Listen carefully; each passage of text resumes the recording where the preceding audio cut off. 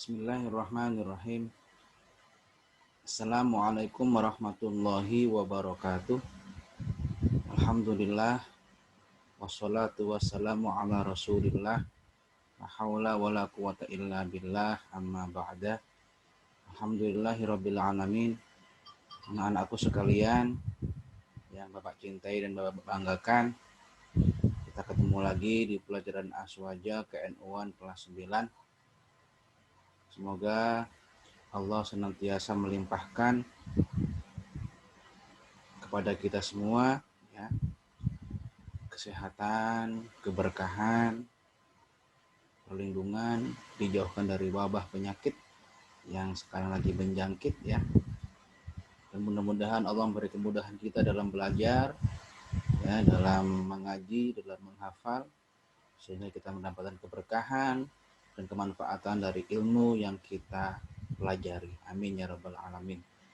Ya anak-anakku sekalian, ya sebelum Pak mulai pelajaran Aswaja pada pertemuan kali ini, Bapak menanyakan kabar kalian semua. Semua kabarnya sehat-sehat kan? Ya. Alhamdulillah rabbil alamin. Ya, sebelum kita mulai seperti biasanya kita hadiah Fatihah ya.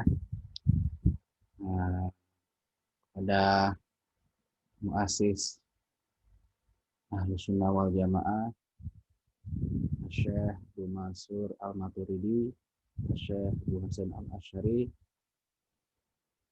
muassis Nahdlatul Ulama Kiai Haji Hasyim Asy'ari, Kiai Haji Bisri Samsuri, Kiai Haji Hafizullah, dan Kiai Khalil Bangkalan, dan kiai-kiai lainnya ya.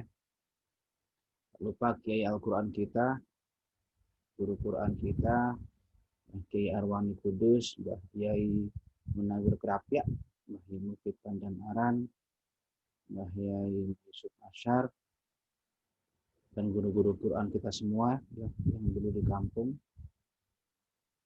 Tak lupa kita hadiah Fatihah kepada muassis As-Saqafah Abuya Profesor Dr. Kiai Haji Said Abdul Siraj.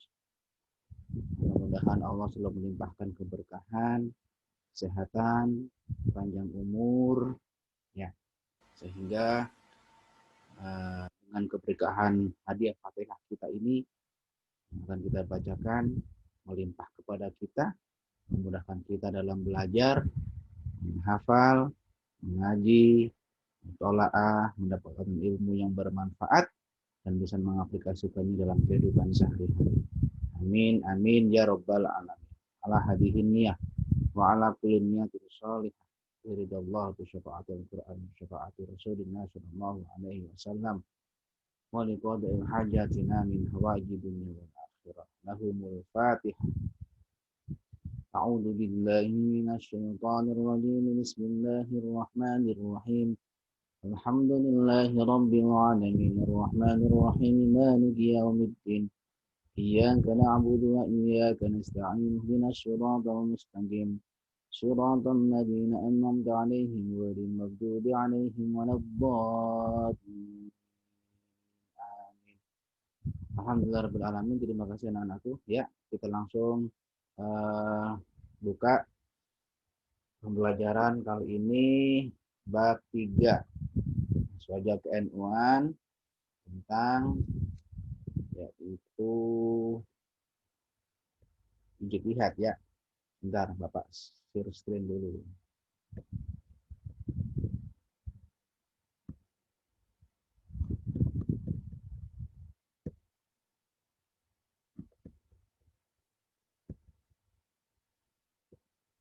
Ya.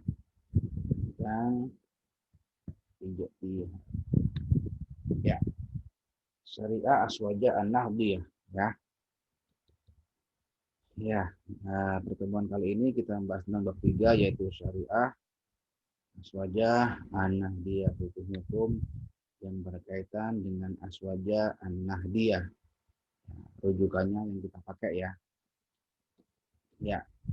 Anak-anakku sekalian, Al-Quran dan hadis diturunkan secara berangsur-angsur ya. tidak sekaligus, tapi berdasarkan kebutuhan, ya, kebutuhan baik keadaan pada waktu itu Rasulullah, ya. Keduanya disampaikan kepada manusia menurut kebutuhan, kepentingan, situasi, dan kondisi yang berbeda-beda, ya, baik itu Al-Quran maupun hadis. Diturunkan berdasarkan dengan kebutuhan masalah yang ada pada manusia, baik Al-Quran maupun hadisnya. Kalau Al-Quran itu namanya asbabun nuzul, ya, sebab-sebab turunnya Al-Quran berkaitan dengan peristiwa apa. Kalau hadis itu asbabul wurud, ya, berkaitan dengan apa, gitu. Keluarlah hadis Rasulullah Shallallahu Alaihi Wasallam.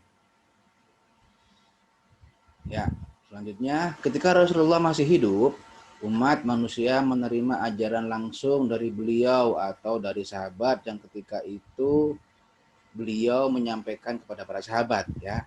Tapi setelah Rasulullah wafat, Khulafaur Rasyidin, yaitu Abu Bakar, Sayyidina Umar, Sayyidina Utsman, Sayyidina Ali, dan para sahabat menyebarluaskan ajaran Islam kepada generasi berikutnya. Generasi penerusnya setelah Rasulullah wafat, yaitu Khulafaur Rasyidin. Ini coba bahsul masail nih, sebuah ijma atau ijtihad. Dengan kondisi masyarakat dan perkembangan zaman, banyak persoalan baru yang dihadapi umat. Seringkali hal yang muncul itu tidak ada jawaban secara tegas dalam Al-Quran dan hadis. Untuk mengetahui hukum atau ketentuan atas persoalan baru, upaya berijtihad harus dilakukan, ya. Mungkin waktu itu kalau ada Rasul, ya, masih hidup, masih ada semua permasalahan, ya, tentang umat, tentang kehidupan, langsung bisa dicurhatkan, langsung bisa dikomunikasikan, langsung bisa dipertanyakan kepada Rasulullah. Jadi setelah Rasulullah wafat, kemudian diteruskan dengan Khulafaur Rasyidin, timbullah berbagai macam persoalan kehidupan, baik dalam hal agama maupun dalam hal kemanusiaan ataupun dalam hal keilmuan, ya. Nah, ini rujukannya kepada para sahabat. Tapi kalau masalahnya tidak ada pada zaman waktu itu, ya, seperti Al-Quran dulu ditulis pada saat awal pertama kali ditulis Al-Quran tanpa titik, tanpa awal, tanpa tanda wakof, tanpa tanda akhir ayat nomor 1, nomor 2 nggak ada. Titik, alif, ba, ta, sa, jim, ha, itu nggak ada bedanya, tanpa titik, tanpa harokat. Makanya kan harus ada ijtihad selanjutnya. Setelah Rasulullah wafat, baru ada ijtihad.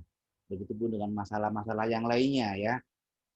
Pada masa sahabat Umar, ya, itu berkaitan dengan ijtihadnya yang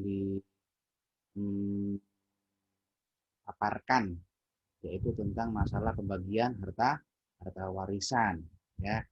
Sahabat Utsman, apa ijtihadnya? Yaitu kodifikasi Al-Quran. Al-Quran dikumpulkan pada sahabat Abu Bakar, ya. Kemudian pada saat sahabat Utsman, Al-Quran baru ditulis, dikumpulkan dalam satu mushaf.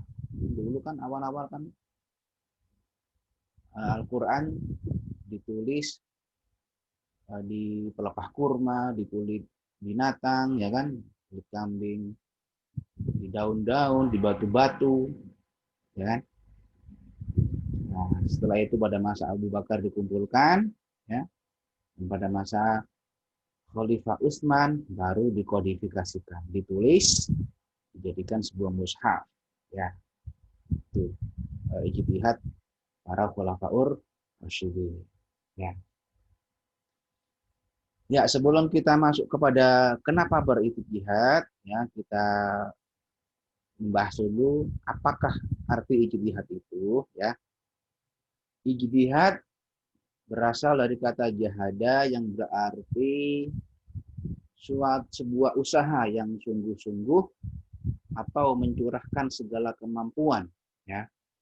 Jadi Asal kata dari ijtihad yaitu ijtihada yajtahidu ijtihadan, yang berarti bersungguh-sungguh, rajin dan giat, ya. Kemudian di kalangan ulama berkatakan, ya, maksudnya itu mengartikan bahwa ijtihad ini khusus digunakan dalam pengertian usaha yang sungguh-sungguh dari seorang ahli hukum atau fuqaha untuk mengetahui hukum syariat. Dengan demikian, ijtihad adalah perbuatan menggali hukum syariat, ya, dari dalil-dalilnya yang terperinci dalam syariat. Orang yang melakukan ijtihad dinamakan mujtahid, ya. Ini. Jadi berusaha untuk berupaya, ya, bersungguh-sungguh dengan syarat menggunakan akal sehat dan dengan pertimbangan yang matang, ya. Ijtihad sebaiknya hanya dilakukan para ahli agama Islam. Sebagaimana definisi yang dipaparkan oleh Imam Ghazali, ya, bahwa ijtihad ialah sebagai usaha yang sungguh-sungguh dari seorang mujtahid dalam upaya mengetahui atau menetapkan hukum syariat. Nah, usaha yang sungguh-sungguh untuk menggali hukum-hukum syariat berdasarkan Al-Quran dan hadis, ya. Sesungguhnya ijtihad juga sudah dilakukan sahabat ketika Nabi Muhammad masih hidup, ya.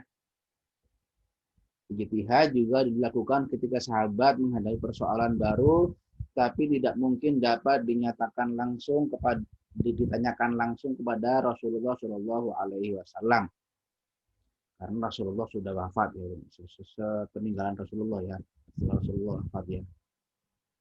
Kegiatan ijtihad makin banyak dilakukan pada masa-masa selanjutnya oleh ulama ahli ijtihad yang disebut dengan mujtahid.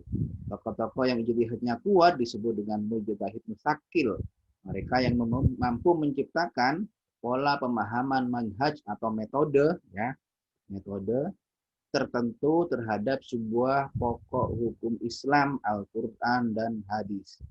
Nah, rujukan, ini sebagai rujukan, ya. Kenapa kok harus berijtihad? Sebagaimana firman Allah dalam Al-Quran surat Al-Nahl ayat 43. A'udzubillahi minasyaitonirrajim. Bismillahirrahmanirrahim. Fas'alu ahlaz dzikri in kuntum la ta'lamun.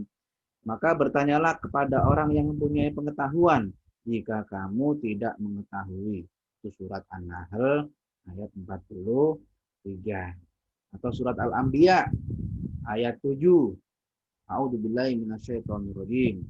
Fas'alu ahlaz dzikri in kuntum la ta'lamun. Maka tanyakanlah kepada orang yang berilmu jika kamu tidak mengetahui. Itu rujukan, ya, atau dasar hukum kenapa harus berijtihad, ya. Memang harus wajib karena persoalan semakin hari semakin berkembangnya zaman, semakin berkembangnya teknologi, diperlukan sebuah ijtihad, ya. Dunia semakin maju, teknologi semakin maju. Ya, sekarang kita mungkin katakan zaman dulu orang mau haji, ya, menunggu 6 bulan perjalanan sampai di sana, sampai pulang itu 6 bulan waktunya, ya, karena kan belum ada pesawat waktu itu, naik kapal, ya, naik kapal dan modalnya lebih banyak, ya, mungkin habis 10 kali lipat dihitung kalau sekarang, ya. Kalau sekarang kan mungkin 25 juta sudah mendapatkan kuota haji, ya, daftar haji 25 juta. Tapi kalau dulu yang zaman tahun 80, 70 itu haji berangkat sendiri. Itu satu orang bisa naik haji jual sapi 10. Nah, ya karena itu tadi belum ada pesawat, ya. Kemudian mahalnya.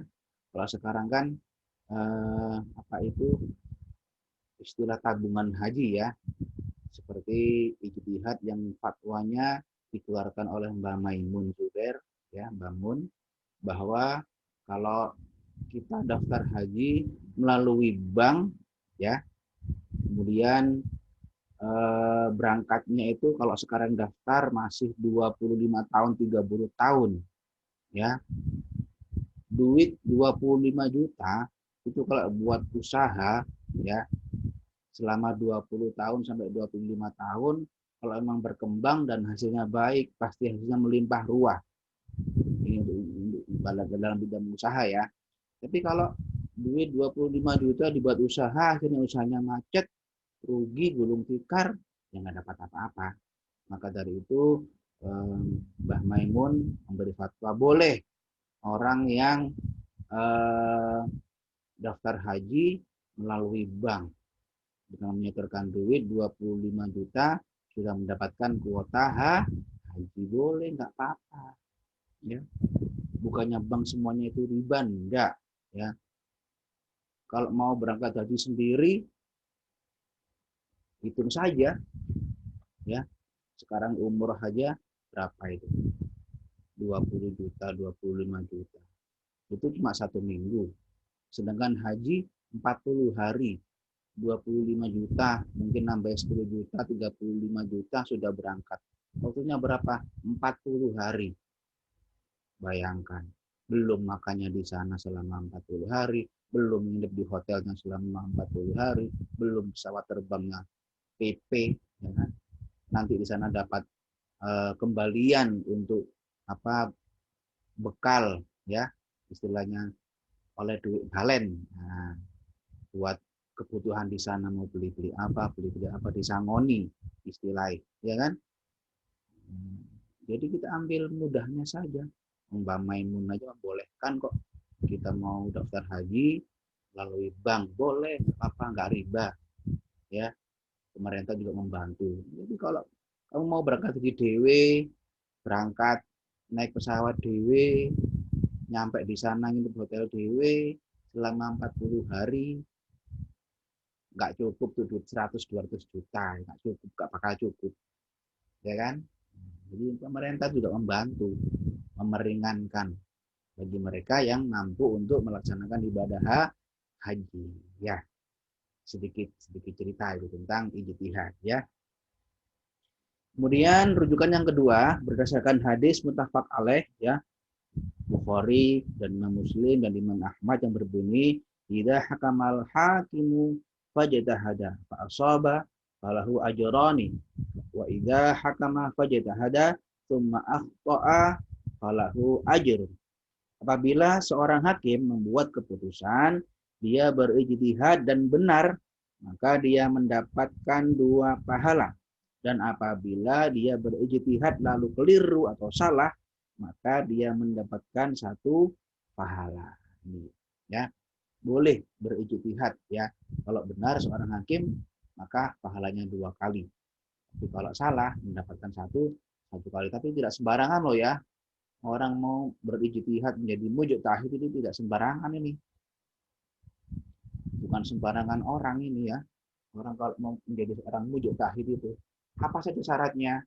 Nah, ini harus paham metode ijtihad menggunakan kaidah-kaidah usul fikih, qawaidul ahkam, qawaidul fikih, di antaranya ini syarat-syarat untuk menjadi seorang mujtahid ya. Lebih rincinya ya, syarat untuk menjadi mujtahid yaitu memiliki pengetahuan yang luas tentang nas Al-Qur'an dan hadis. Ini harus wajib ini. Ya. Memiliki pengetahuan yang luas tentang Al-Qur'an dan hadis yang berhubungan dengan masalah hukum. Ya, dalam Al-Qur'an tentang hukum apa saja, dalam hadis tentang hukum apa saja, dia harus paham dan mengerti ya. Menguasai seluruh masalah yang hukumnya telah ditetapkan oleh ijma supaya hasil ijtihadnya tidak bertentangan dengan ijma. Ijma itu sebuah persetujuan ya. Ijma ya. Ya, pendapat sudah setuju, ini dinamakan ijma ya.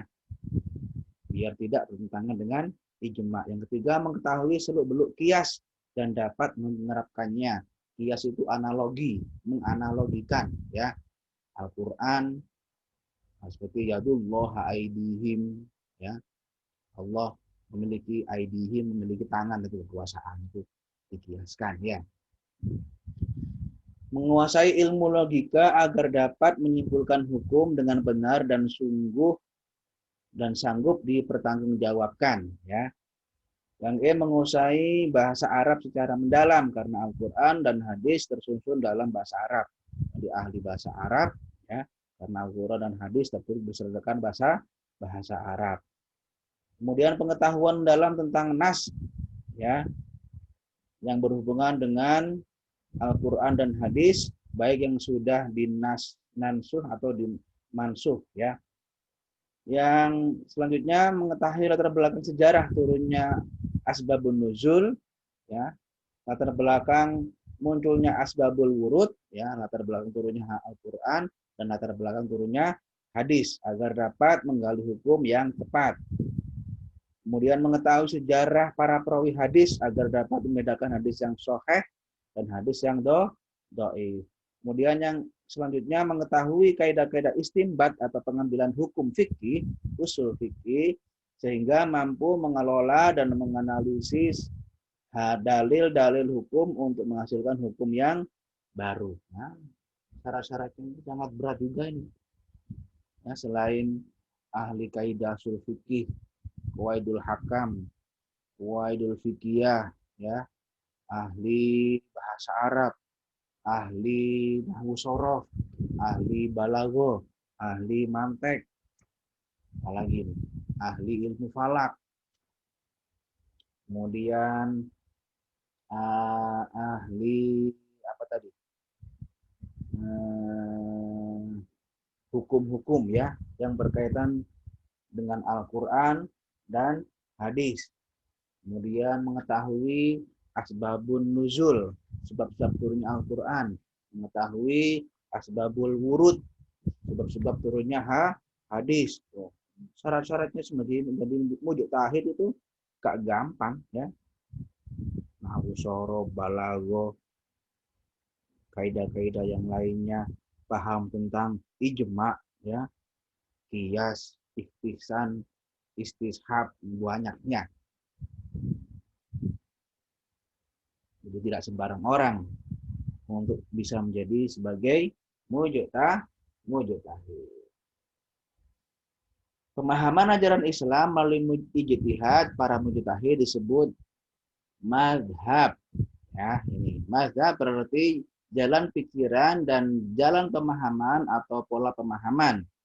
Ada orang yang tidak mampu melakukan ijtihad sendiri karena keterbatasan ilmu dan syarat-syarat yang dimilikinya. Mereka mengikuti pemahaman dengan metode, prosedur, dan produk ijtihad para mujtahid. Sudah jadi, kemudian diikuti. Ya, bermazhab ini namanya. Ya, kita bermazhab gitu. Ya, mengikuti 4 mazhab yang sudah ada. Imam Malik, Imam Syafi'i, Imam Hanafi, Imam Hambali.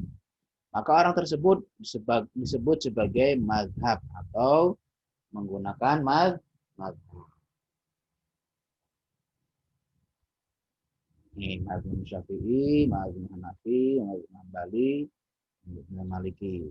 Dengan sistem bermazhab ini, ajaran Islam dapat terus dikembangkan, disebarluaskan, dan diamalkan dengan mudah kepada semua umat Islam.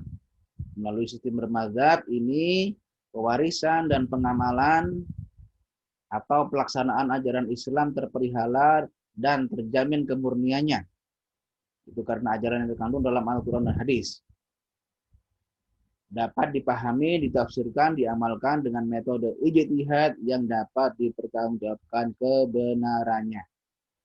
Walau begitu, kualitas bermazhab yang sudah ada harus terus ditingkatkan, yaitu dengan peningkatan kemampuan dan penguasaan ilmu agama Islam dengan segala jenis dan cabang-cabangnya. Ya.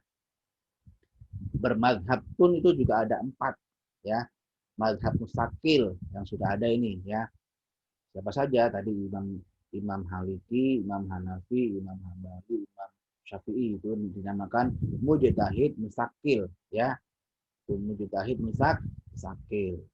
Mereka mampu dan menguasai segala ilmu-ilmu yang berkaitan dengan ijtihad.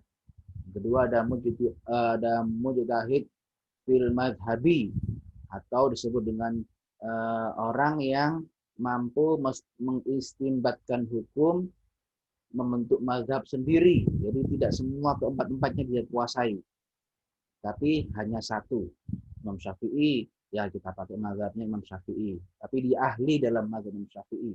Ini namanya mujtahid fil madhabi. Ada namanya mujtahid fi mas'ali, atau mujtahid yang hanya pada beberapa masalah hukum saja, ya, masalah-masalah hukum saja, ya,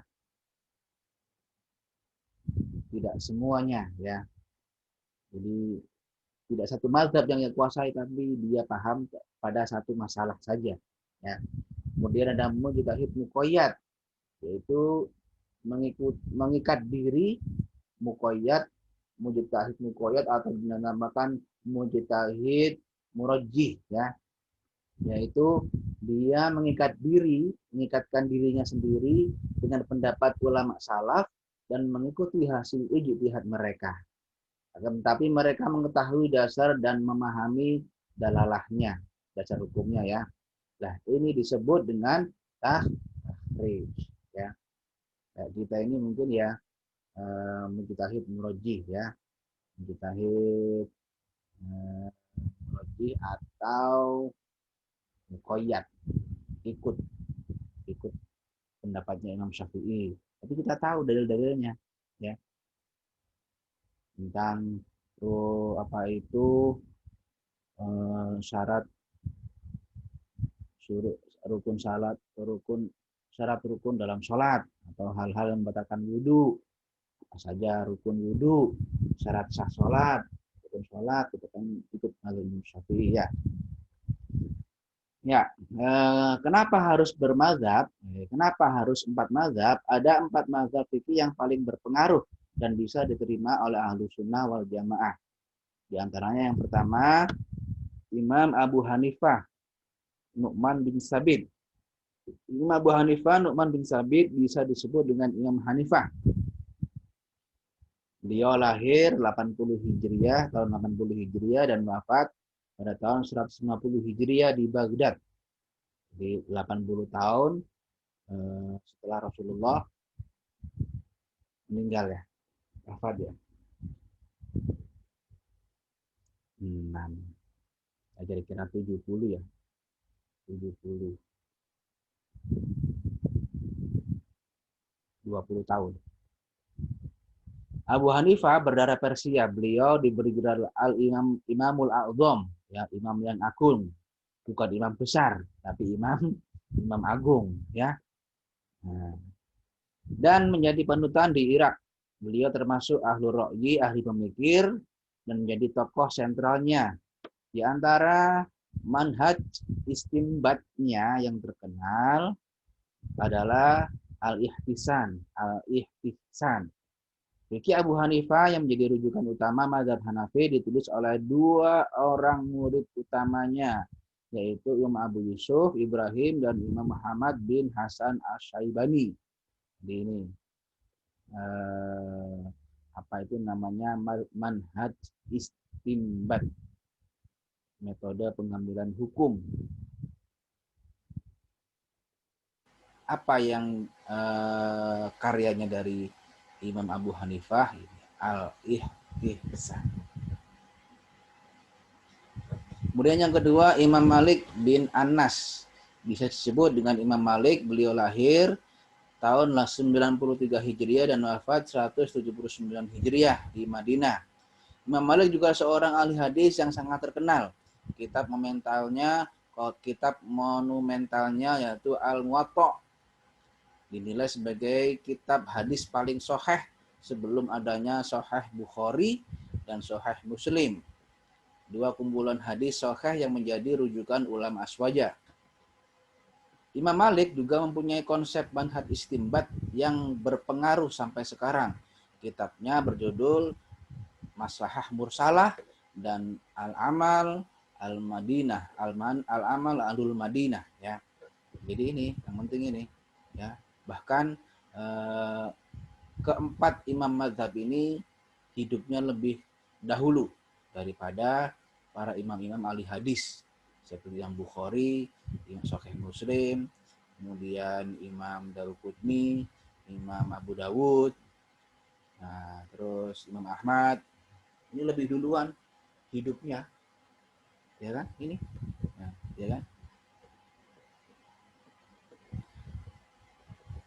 Kitab monumentalnya Al-Muwatta dinilai sebagai kitab paling sahih sebelum adanya Sahih Bukhari dan Sahih Muslim. Ini menandakan bahwa para imam empat ini lebih dahulu hidupnya daripada Sahih Bukhari dan Sahih Muslim dan lain-lain sebagainya ya.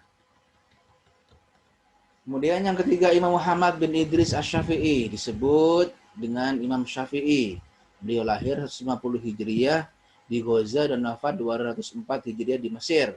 Imam Syafi'i mempunyai latar belakang keilmuan yang memadukan antara ahlul hadis dan ahlul hadis dan ahlul ra'yi ya, ahli hadis dan ahli pemikiran ya.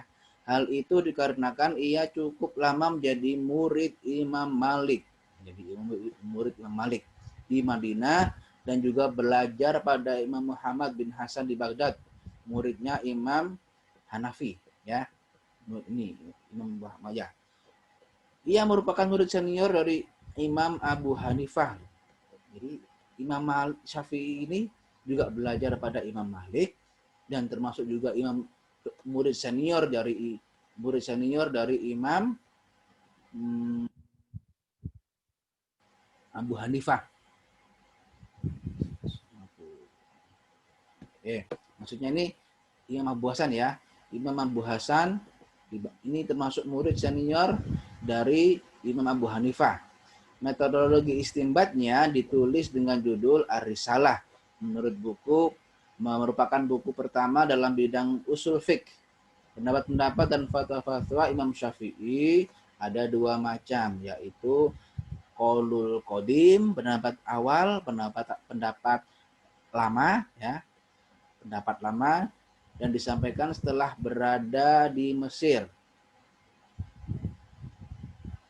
Dan qaulul jadid, pendapat baru.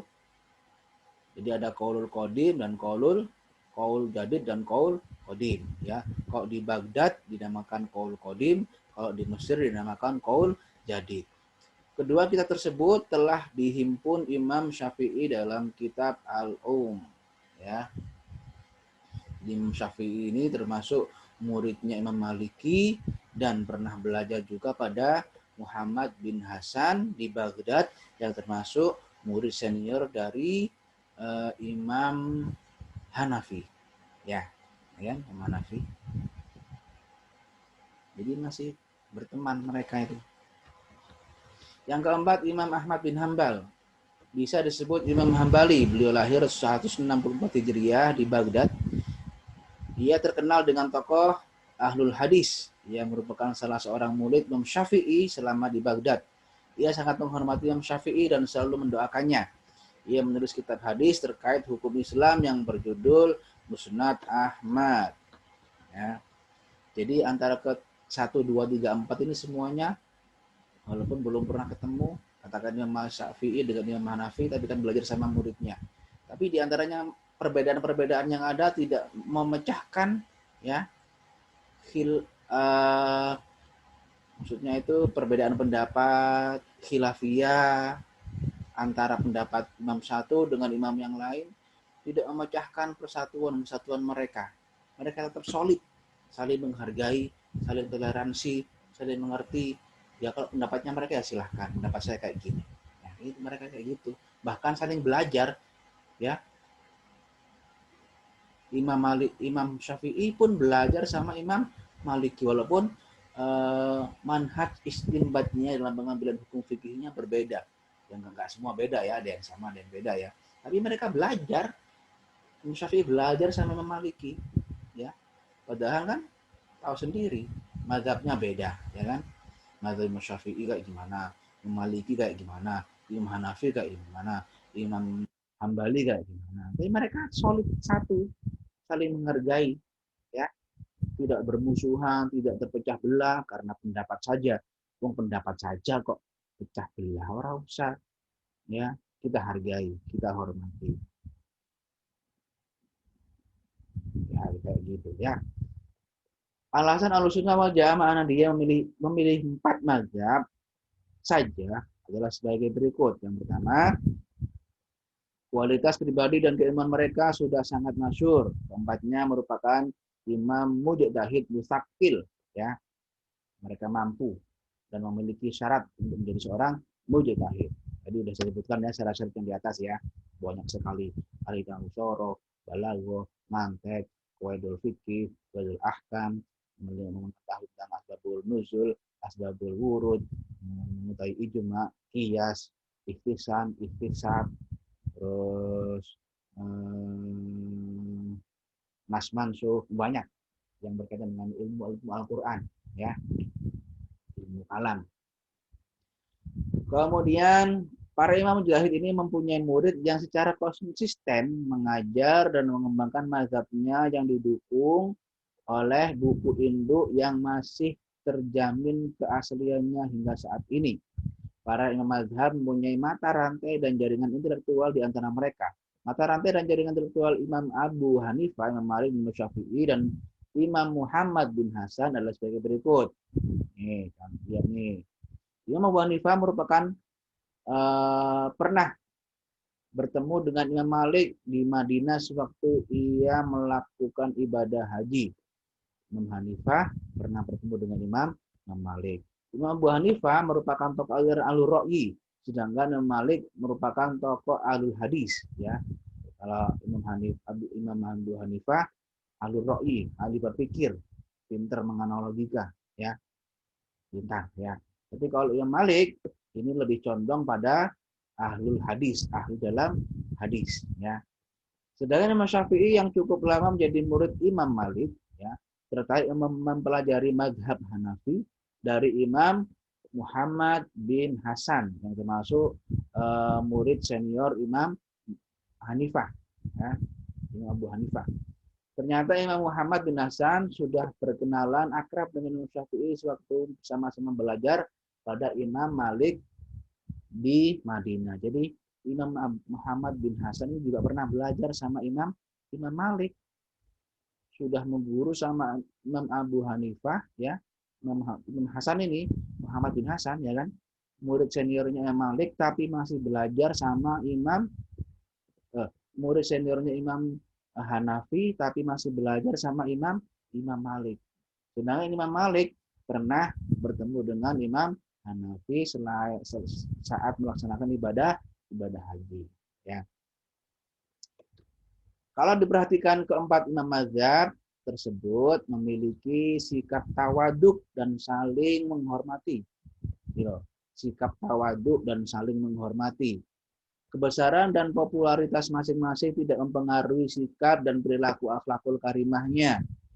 Itu merupakan citra terpuji dari para pemegang amanah keilmuan yang luar biasa. Hal itu perlu diteladani oleh para pengikut mazhab selanjutnya. Ya. Nah, habis, ya.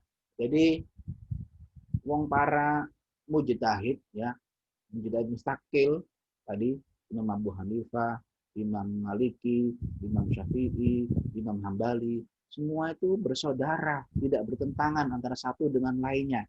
Bahkan murid seniornya Imam Hanifah pernah belajar sama Imam Maliki, ya kan? Muridnya Imam Maliki yaitu Imam Syafi'i. Imam Syafi'i juga pernah belajar sama Imam Maliki dan juga pernah belajar sama Imam Muhammad bin Hasan yang muridnya murid seniornya Imam Hanafi. Jadi antara perbedaan pendapat yang ada tidak memecah belah mereka, ya. Yang mecah belah siapa? Ya pengikut-pengikut mazhabnya ini. Saya Syafi'i, mazhabnya kamu Maliki, beda pendapat, bentrok, ya kan? Saya Syafi'i, kamu Hanafi, ya. Memang mayoritas di Indonesia menggunakan Syafi'i, tapi kalau di Timur Tengah sana, ya, mungkin di Arab Saudi menggunakan Maliki, ya. Ataupun sekarang yang ada yang digunakan oleh orang-orang Muhammadiyah, ya kan, Maliki, Imam Maliki digunakan oleh mereka, ya. Ini jadi yang bertentangan itu imam-imamnya yang nggak bertentangan sama sekali. Mereka solid satu kesatuan, rukun, damai, saling belajar. Tapi yang bermadhab ini, yang mengikuti madhab mereka, itu yang bertentangan. Sangat disayangkan dan sangat salah kaprah. Bukan duduk bareng-bareng, ya, kemudian mengadakan taksir masail, memecahkan hukum, musyawarah, syawir, ya, itu kan enak, timbul persatuan dan kesatuan. Bukan karena perbedaan pendapat atau khilafiyah memecah belah, ya kan? Akhirnya ya gontok-gontokan. Ya nggak penting lah kayak gitu, ya kan? Ya, mujtahid mustaqil, ya mujtahid mutlak mustaqil yaitu imam mujtahid yang mampu secara mandiri menciptakan manhaj, ya, manhaj fikir, pola, metode, proses, dan prosedur istimbat dalam pengambilan hukum dengan seluruh perangkat yang dibutuhkannya. Tadi, ya, ini syarat-syarat untuk menjadi seorang mujtahid. Kalau pengen jadi seorang mujtahid ya harus belajar, ya, belajar yang ilmu-ilmu yang berkaitan dengan seseorang kalau ingin menjadi mujtahid. Ya, demikian anak-anakku sekalian yang dapat Bapak sampaikan. Mudah-mudahan bermanfaat, ya, dan mendapatkan keberkahan dari apa yang kita pelajari pada pertemuan kali ini. Jangan lupa untuk latihan soal nanti dikerjakan, ya, walaupun dikerjakan di buku sini saja. Kalau nggak itu di lampiran, ya, buat latihan soal, buat pembelajaran, biar nanti saat UAS bulan depan soal-soal yang saya ambil dari latihan soal ini kalian sudah pernah mengerjakannya, minimal tahu arti ijtihad itu apa, 4 mazhab itu siapa saja, yang dimaksud mujtahid mustaqil itu apa, ini dikerjakan, ya, biar tahu, ya, biar paham. Nanti kalau ada pertanyaan bisa disampaikan melalui surat yang dilayangkan kepada saya, titip kepada guru tiket biar ditaruh ke pos. Jadi minggu depan insya Allah kita bahas apa yang kurang jelas, apa yang kurang paham dari pertanyaan yang kalian ajukan. Ya, demikiannya nak. Bapak tutup dulu share screen-nya. Ya, terima kasih. Kita tutup dulu dengan bacaan surat Al-Fatihah. Al-Fatihah. A'udzubillahi minasyaitonirrajim. Bismillahirrahmanirrahim. Alhamdulillahirabbil alamin. Ar-Rahmanir-Rahim. Maliki yaumiddin. Iyyaka na'budu wa iyyaka nasta'in. Shiratal mustaqim. Shiratal ladzina an'amta 'alaihim ghairil maghdubi 'alaihim waladdallin. Rabbi fa'ana ببركتهم واهدنا الحسنى بحرمتهم وأمتنا في طريقتهم ومعافاة من الفتن يا رسول الله سلام عليك يا رفيع الشان والدرج حتى يجيرك عن أين الجود. Nah, terima kasih. Mohon maaf apabila ada kesalahan, ya, dari apa-apa yang Bapak sampaikan. Tak luput dari kesalahan. Namanya manusia, ya, tidak sempurna. Al-insan ma'al khata', pasti banyak kekurangan, pasti banyak kesalahan yang Bapak sampaikan. Dan sekali lagi terima kasih dan mohon maaf. Kita ketemu lagi minggu depan di pelajaran Aswajah bab 4, ya. Bapak akhiri, wallahul muwaffiq ila aqwamit thoriq, nasrun minallahi wa fathun qarib. Assalamualaikum warahmatullahi wabarakatuh.